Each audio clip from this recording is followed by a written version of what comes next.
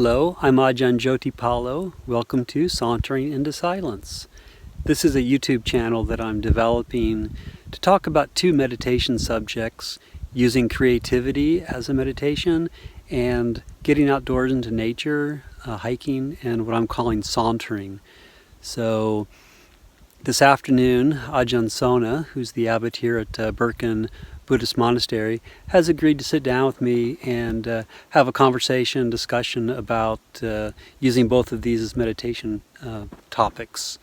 And so, welcome to Sauntering into Silence. So that's Ajahn Sona's cabin behind me, getting ready to go out to interview him. What a lovely day.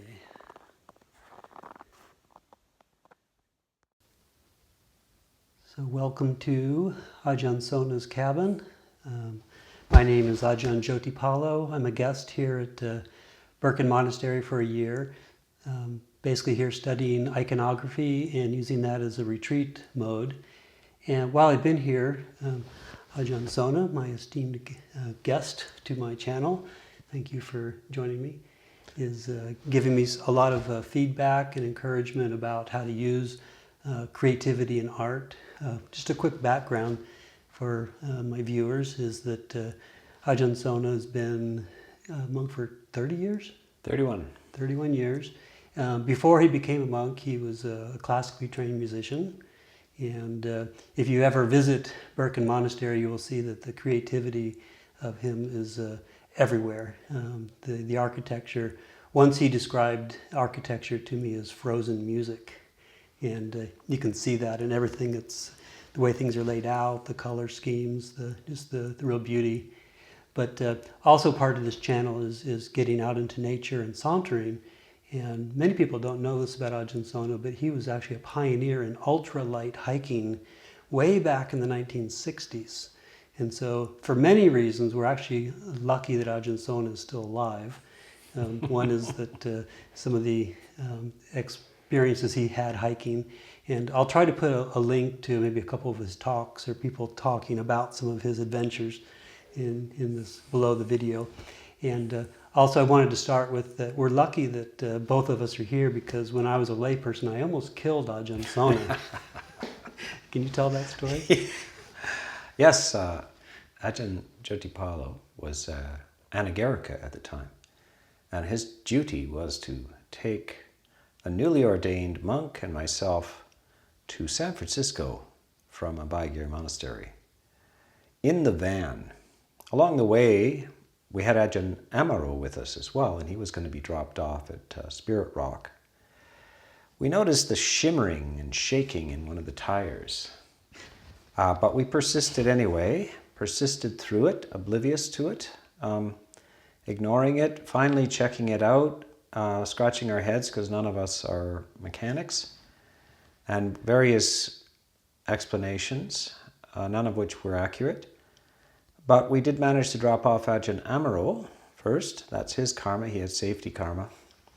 Well, we got to the Golden Gate Bridge, the tunnel that goes through the Golden Gate Bridge. And this tire had already popped off 3 bolts.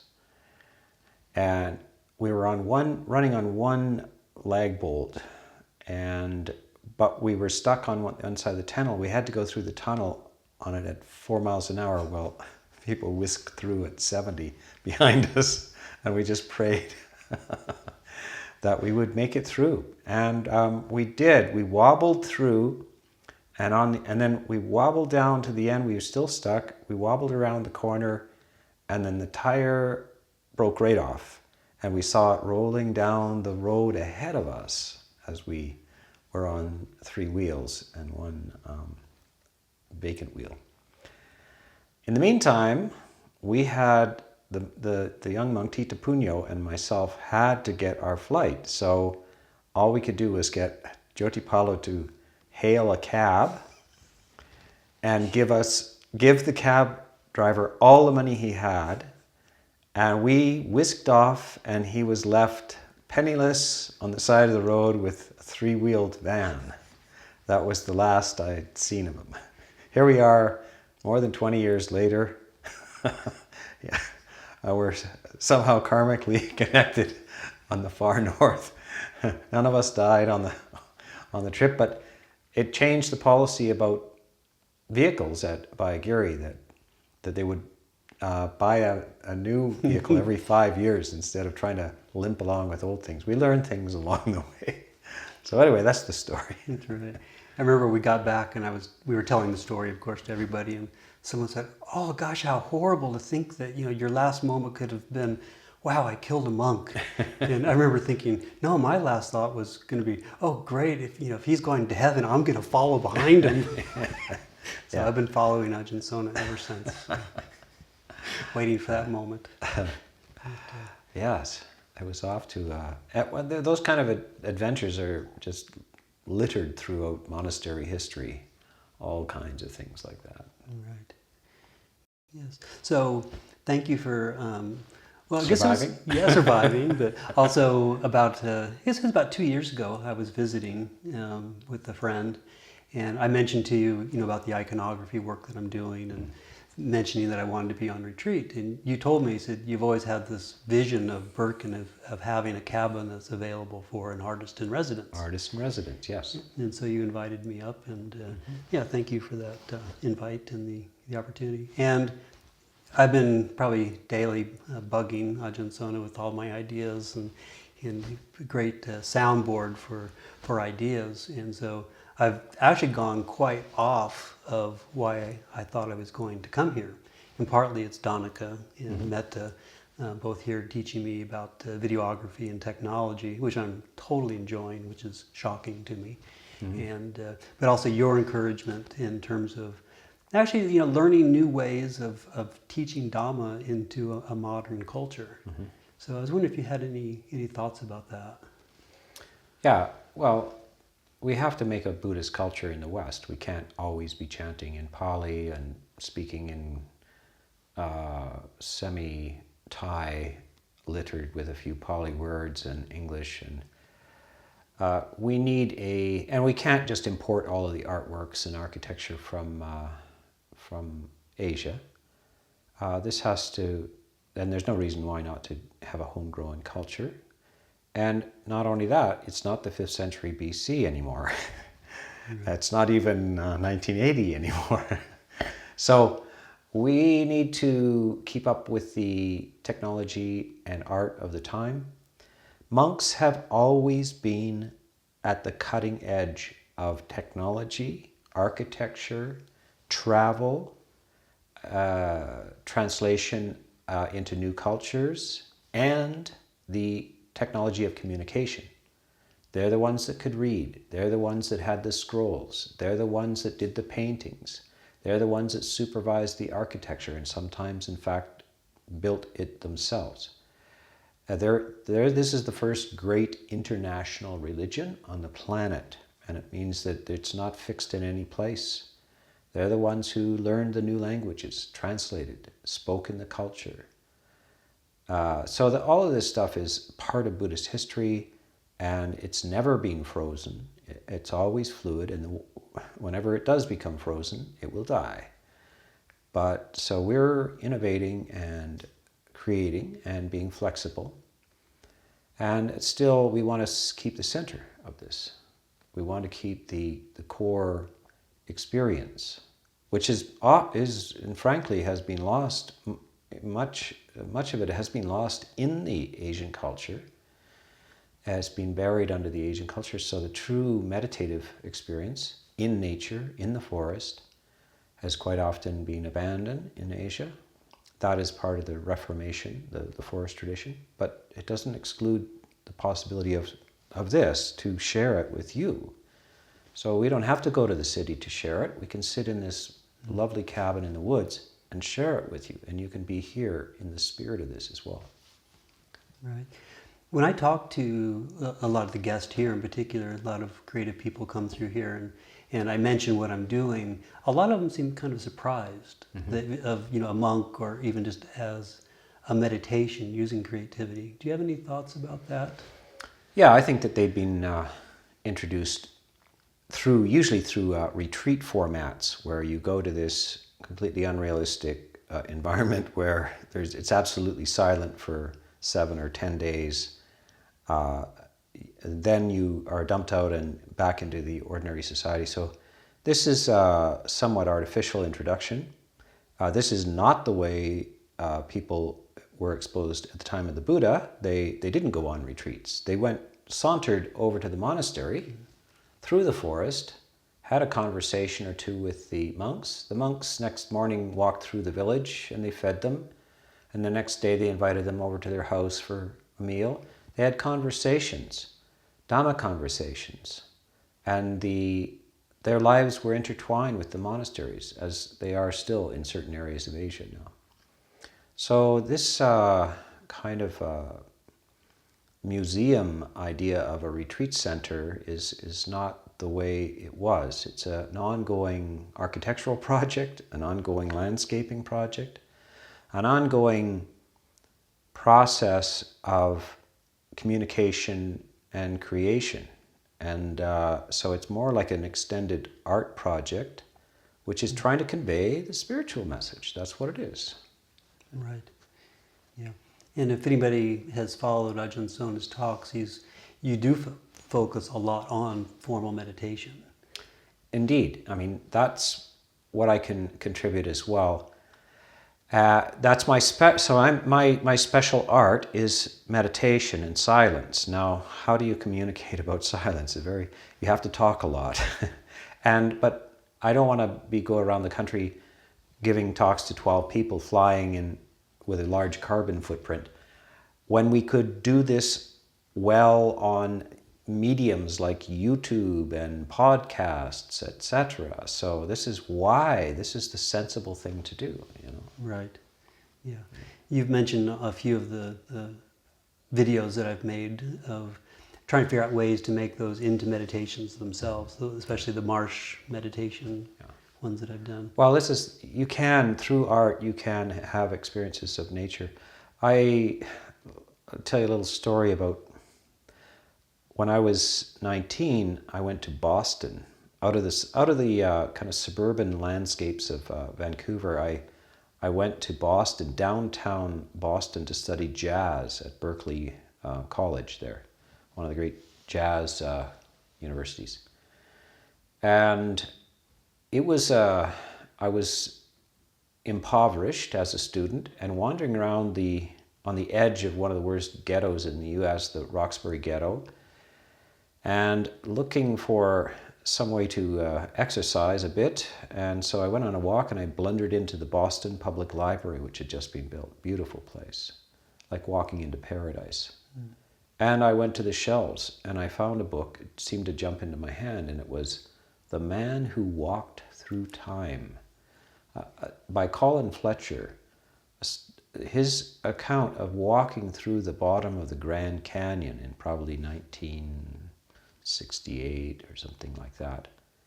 And I was able to go with him on his solo journey through the medium of print, of the book. It gave me a great deal of peace and refreshment in the midst of this completely urban environment which I was trapped in. And so I appreciate those books, but we didn't have mediums like this then. But you can go along on the ride into nature and into meditation, because the Buddha is always urging you, go to the forest, O monks, O lay people, go to the forest and find some support in the silence of the forest. And so you can go along on the journey when you're stuck in the midst of your work and the urban environment, you know. Yeah. Talking about walking and sauntering, that's the other practice that I kind of picked up this year while I've been here, which wasn't planning to do, but I've fallen in love with walking. This summer I was probably 2-3 hours every day walking, and a couple times I came back, I was just almost exploding with joy. Mm-hmm. And I remember explaining that to you one day. I came into this meadow and I was just so overwhelmed by the beauty. It was almost sad, because I felt like this is what, the feeling I was having is what I think everybody wants, mm-hmm. that feeling of fullness and joy. Yeah. and it's so easy to get, but yet we fill our lives with so much trying to get it. And that doesn't even describe the feeling. But I described it to you, and you probably remember the same, but I said, I explained this to you, and you said, trees are like cats. Yeah, trees are like cats.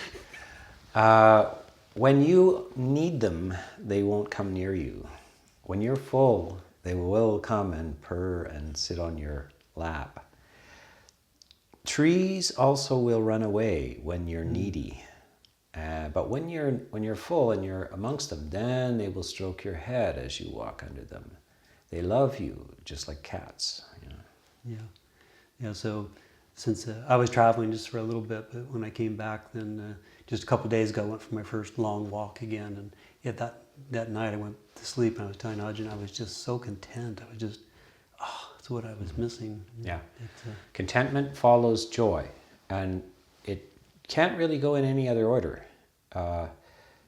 Normally that's the way it is when we are out active in the morning, getting our feet wet in the dew on the grass and gardening and sweating, and then finally we get to sit on the porch in the afternoon and look at our work in the garden, and that's when we feel our contentment. But before we have exerted ourselves and created joy and made things, we can't really go to the contentment because we would just go to sleep first.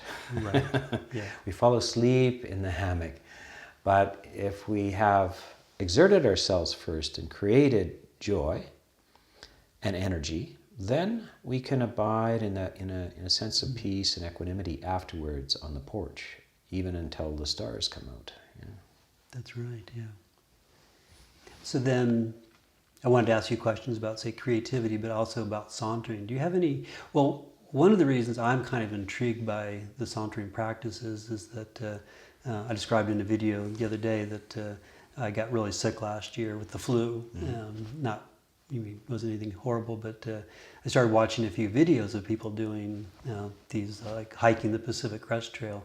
And I was blown away by a couple of things. One is that some of the quality were just medium, just not even really high quality videos, but yet they have like 20, 50, 100,000 people watching their videos. So yes. That's where I kind of saw like, this is a potential way of reaching people. But I also get a sense that a lot of people who are out there doing these kind of hikes or adventure sports of any kind, that they're actually kind of seeking what we get from very simple life of being monastics. Yes. Do you have any thoughts on that? Yes, a lot of people are looking for what we have in terms of peace and joy. And it's not so hard to find. You don't really have to free climb in Yosemite to get it. Why people are doing this is so that it will help them pay attention. Mm-hmm. And it's attention itself, actually, that is the source of the joy. Some people have to put themselves in a life-threatening situation in order to concentrate. Mm. They're fully alive only when a lapse of attention would mean death. Hopefully the monk is in the same state, because we also know that any time you can die. So life is dangerous. You don't have to live dangerously. Life is dangerous. When you realize that, you pay attention. This is it. This is the moment. Now, nature helps that. It doesn't give you any distractions or illusions. So it's a low sensory environment, is why the Buddha recommended it. It's a low sensory environment. Mm-hmm. And at the same time, it's harmonious. The trees are not manifesting greed, hatred, or delusion. And if you generate these positive emotions, then the nature around you will be like a mirror. It'll reflect it back. You will see nature as beautiful, as peaceful, as supportive. Right. And you were the one who introduced me to the Japanese practice of forest bathing. Yeah. And opening up to the five senses. How have you worked with that? Well, I started when I was a child. I started going into the forest when I was, before I should, when I was 3. And then by the time I'm 5, I'm off with my little buddies at that time the suburbs were just a new phenomenon. They were just being built, but they were being built in the middle of farmland and forests. And in those days, children were not, there were no helicopter parents. Children roamed in the forest. I don't know how I managed to not be eaten alive by a cougar or a bear. We roamed without supervision at 5 years old, way a mile into the bush. Yeah.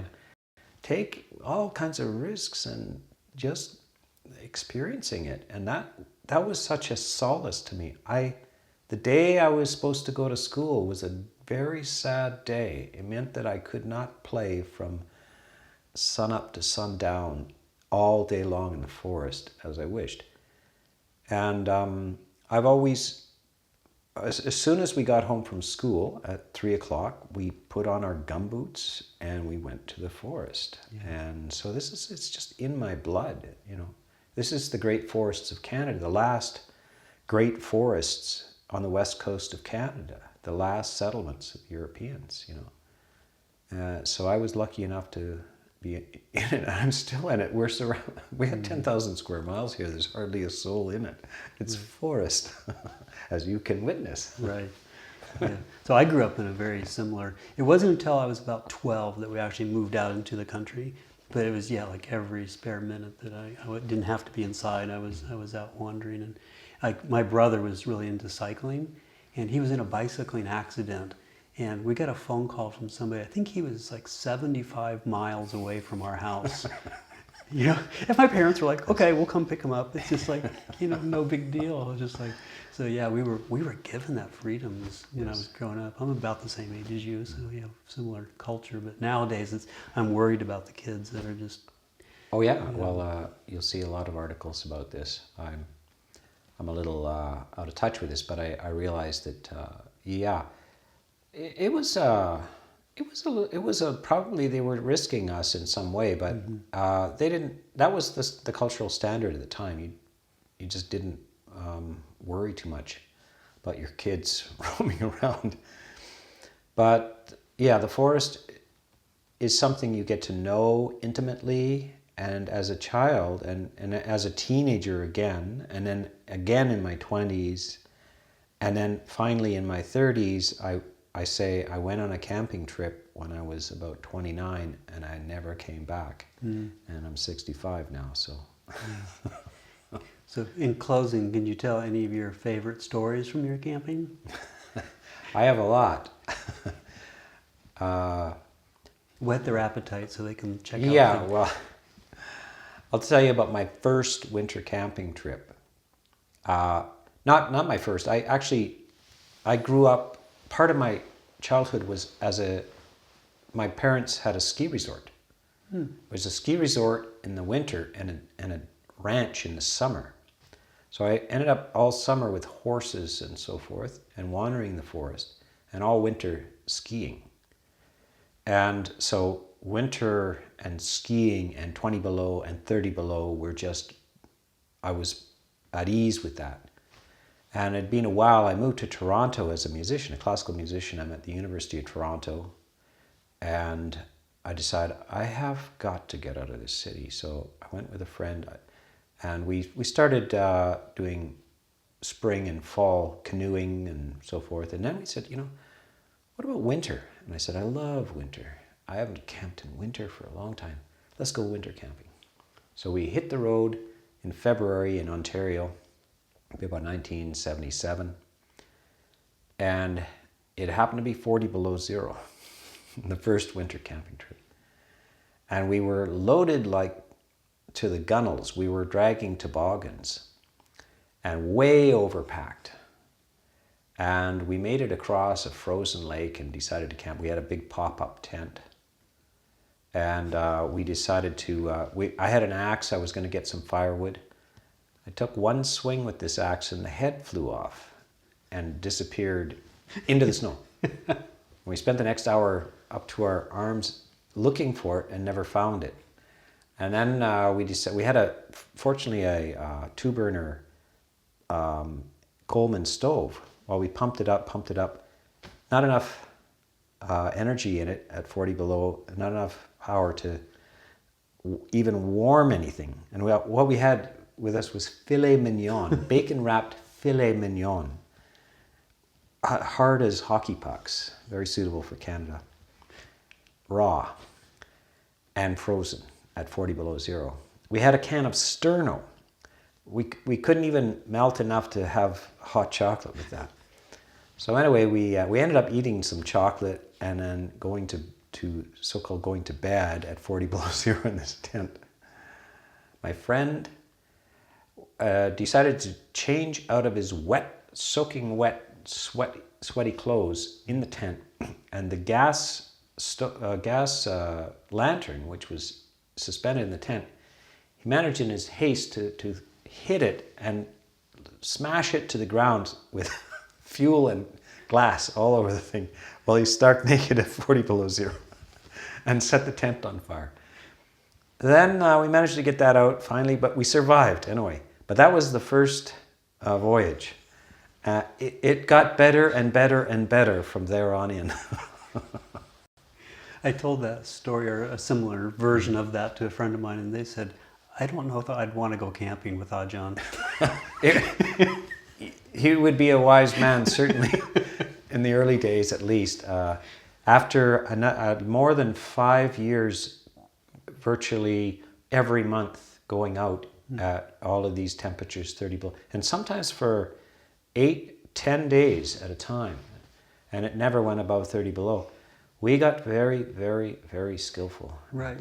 Well, you were telling me that you were doing a lot of research about, how people did it. And Yes. Earlier this summer, you told me about the man who was like ultralight canoeing from New York, like in 1990s. Yeah, it was in the 1800s, actually. Nesmuk. I ended up doing like historical research, like who was the first sort of modern Western camper? You can't. The Indian culture is a different thing, and we learned a lot from the Indian culture and the Eskimo culture.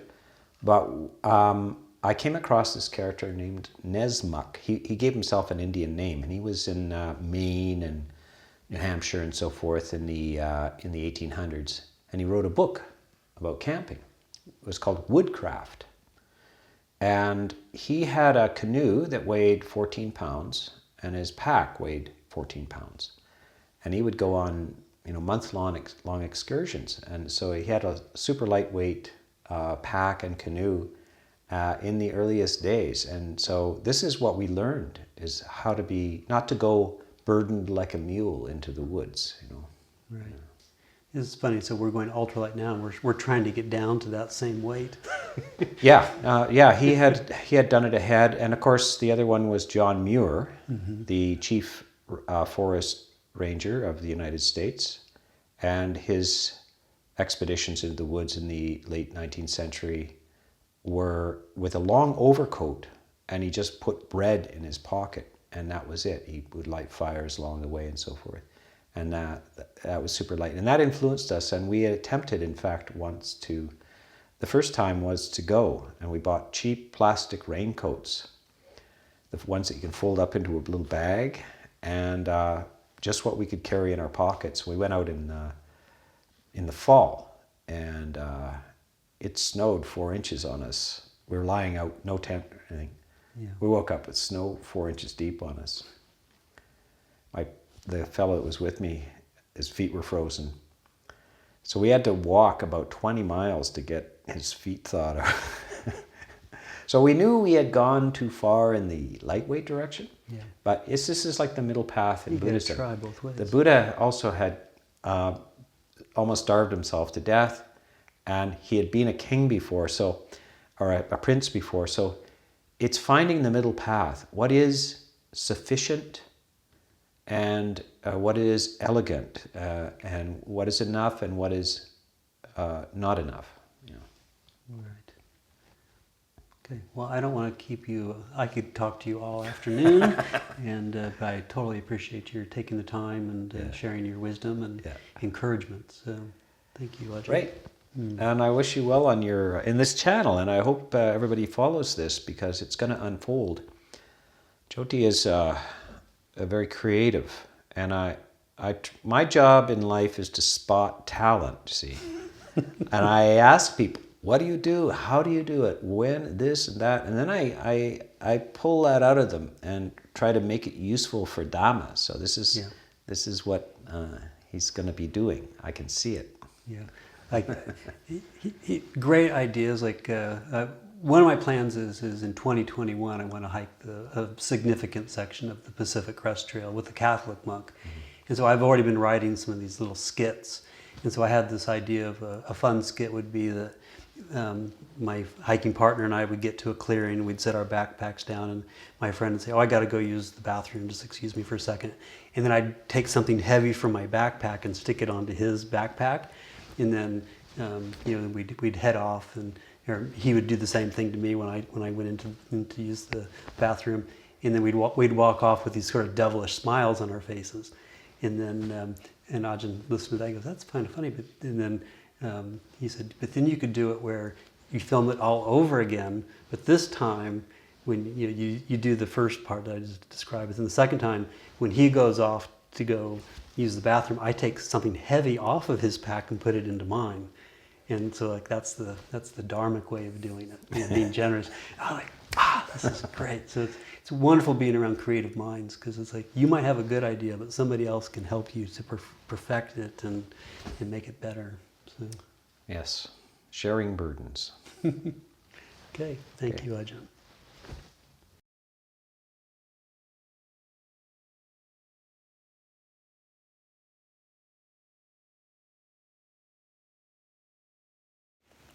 Yes, I do own a hat, just in case you were worried.